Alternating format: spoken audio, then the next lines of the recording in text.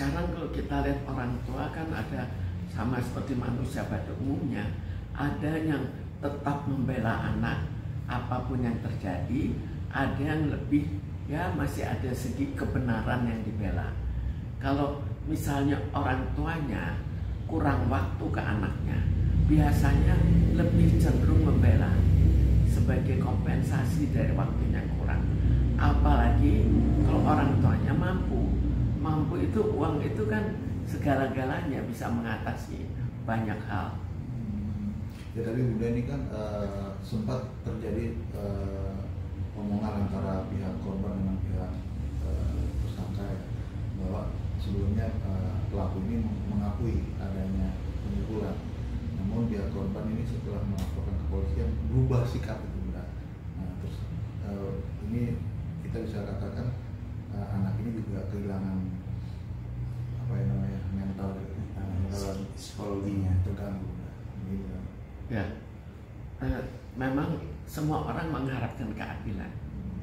Kalau akhirnya sebetulnya ada suatu kejadian pada saat awal sudah diakui, kemudian tiba-tiba tidak diakui, jelas merasa sangat terganggu, apalagi bahwa dia sudah mengalami tindak kekerasan.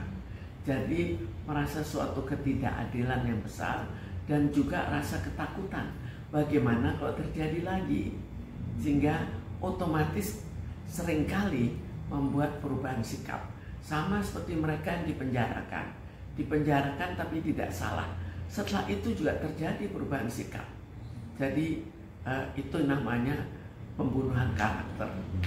Jadi akibat dari semua perbuatan ketidakadilan itu memang bisa dilihat, apalagi kalau persoalannya persoalan besar. Kalau ini kan persoalannya sampai akhirnya kepalanya berdarah, itu kan persoalan cukup besar. Kemudian mau dipersoalkan tidak bisa dipersoalkan. Jadi sudah rasa kesakitan besar, rasa ketakutan besar, belum keadilan tidak ada. Jadi membawa dampak yang cukup besar bagi anak itu. Selain itu yang membuat anak itu tidak mau bercerita kepada orang tuanya itu apa sih? Sekarang kalau anak tidak mau bercerita tergantung orang tuanya. Jadi dulunya bagaimana? Seringkali orang tua sekarang waktu ke anak itu kurang, sehingga tidak membiasakan anak untuk bercerita ke orang tuanya. Maka dalam hal ini juga tidak bercerita. Mungkin seringkali orang tuanya melihat dari segi negatifnya. Misalnya, ya kamu melakukan apa sampai begitu? Kenapa kamu tidak berani melawan? Misalnya, jadi semua itu tergantung pada kebiasaan anak dengan orang tua. Tapi yang jadi persoalan lagi, kenapa sekolah tidak terlibat? Jadi kalau kita lihat sekarang, kalau misalnya ada apa-apa, sekolah itu guru-guru cenderung untuk tidak mau ikut campur. Jadi ini yang membuat keadaan menjadi tambah parah. Dari rumah, pada saat di rumah anak kurang diperhatikan, tidak seperti dulu, bukan kurang, tapi tidak seperti dulu. Tapi seharusnya ini dilanjutkan di sekolah. Tapi kalau di sekolah juga tidak peduli, sekolah juga malah menghindar, tidak mau ikut campur, dan hanya mau tahu soal pelajaran, maka akhirnya terjadinya seperti sekarang, bahwa anak itu karena tidak sekolah tidak ikut campur, terjadilah perkelahian bebas antar anak. Berarti peran sekolah itu penting ya, dengan artinya sekolah ini bisa dikatakan dia ikut, maksudnya bertanggung jawab juga ya atas kejadian seperti ini. Kalau Ibu melihat seperti itu nggak? Jelas harus ikut bertanggung jawab, karena bisa dibayangkan anak itu kan dari rumah dioper ke sekolah, terus siapa yang bertanggung jawab terhadap segi moral dari anak itu? Kan mestinya sekolah. Kalau sekolah lepas tanggung jawab, artinya mulai dari masuk TK sudah hanya pelajaran. Akhirnya di kemudian hari mentalnya jadi terganggu di kemudian hari. Maka di kemudian hari kita bisa bayangkan bahwa kriminalitas juga ikut meningkat. Butuh proses proses berapa lama sih kalau untuk pemulihan kalau misalnya terjadi tindak pembulian apalagi disertai dengan kekerasan? Kalau ibu nih sebagai psikiater melihat nih butuh proses berapa lama nih untuk pemulihan? Iya, akhirnya dia bisa. Kita lihat dari banyak segi ya. Kita lihat dari segi sampai seberapa jauh trauma yang dirasakan anak itu, sampai seberapa jauh keberanian anak itu. Kalau sampai anak itu sama sekali tidak lapor, mungkin keberaniannya juga tidak tinggi. Lalu kita lihat lagi apa berikutnya.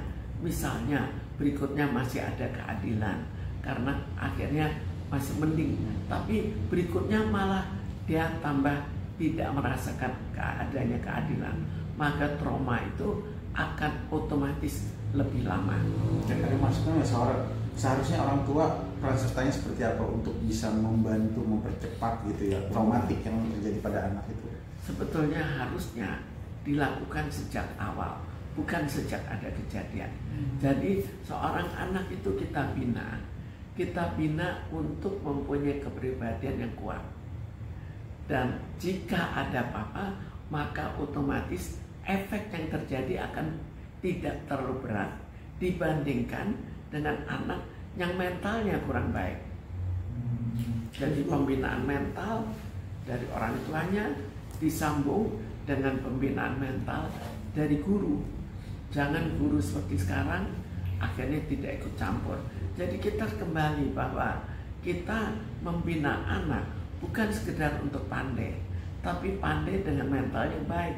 Jangan kepandaian itu nanti dibuat untuk hal-hal kriminal.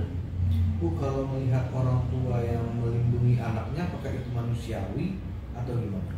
Sebetulnya orang tua jelas akan pro ke anak, tapi ada yang melindungi secara berlebih, ada yang tidak terlalu melindungi. Jadi masih ada segi keadilan yang berani dipertanggungjawabkan oleh orang tua. Jadi kita tidak bisa melihat dari baik buruknya.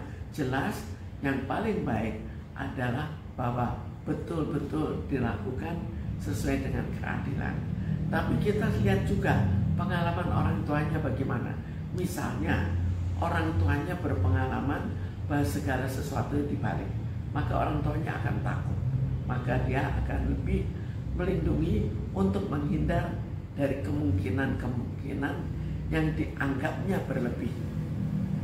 Jadi kalau dia menyerahkan anak sendiri ke jalur hukum, walaupun anak memang bersalah ya, itu apa tindakan yang benar atau? Jadi sebetulnya kalau anak, jalur hukumnya kan tidak akan berat. Karena itu paling baik adalah kita cegah dari guru-guru, jangan sampai terlanjur jadi jauh. Tidak perlu ke kepolisian kalau bisa diselesaikan daripada ke kepolisian. Dan kita tahu sekarang cukup banyak mengeluh tentang tindakan atau hasil dari proses kepolisian. Ya, berarti artinya apa yang kurang dari pemerintah ini untuk membangun situasi sekolah yang kondusif tanpa pembulian? Yang paling salah dari pemerintah itu tergantung pada pola pikir ya. Tapi kalau kita menilai dari segi keseluruhan, bagaimana apa yang kita harapkan dari seorang anak yang dididik, maka mestinya moral ikut kita perhatikan. Jangan kita menghasilkan anak yang pandai tapi mentalnya mental kriminal. Itu lebih baik anak itu sekalian saja jadi bodoh daripada dia jadi seorang kriminal yang berat. Tapi kalau misalnya dia bisa diberikan pelajaran yang baik, tapi mentalnya juga diperhatikan, maka hasilnya akan jauh lebih baik karena akan menjadi orang yang bermanfaat bagi negara. Tapi kalau misalnya hanya sekolah yang dipersoalkan, kepandaian, tapi dia kriminal, maka dia tidak bermanfaat bagi negara.